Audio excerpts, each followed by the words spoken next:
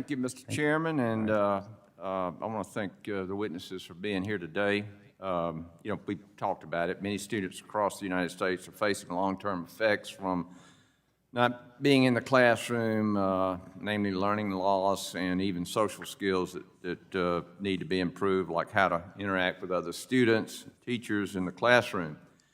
My district includes rural parts of Georgia, and I've heard stories about the effects of learning loss due to many counties not having access to rural broadband during that critical time in 2020. And I tell you, all the money this federal government has spent in the last 3 years to deal with COVID, and we still don't have fiber optic to every home in America is shameful. Luckily, in my home state of Georgia, our governor reopened the state early under much criticism.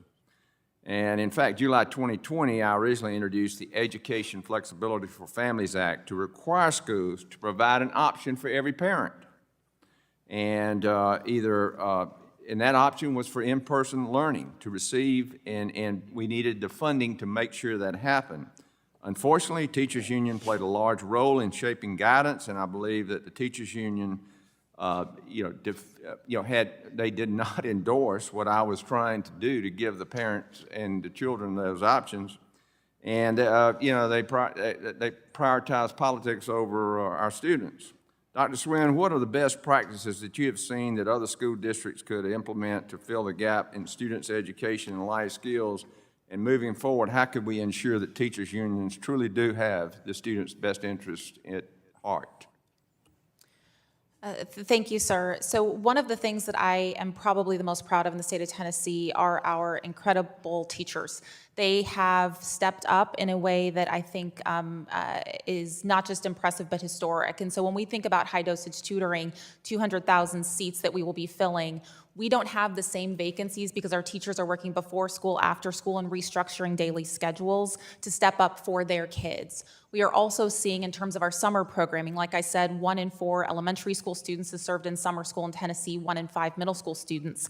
We also saw the same thing where our teachers were stepping up and participating in summer school where we didn't have the vacancies. It's important that we compensated them for that work, that we respected them as professionals, and certainly brought them into the co-planning that exists in all of our work, including early literacy. I think continuing that work is going to be incredibly important as we fill shortages and move students forward. Right.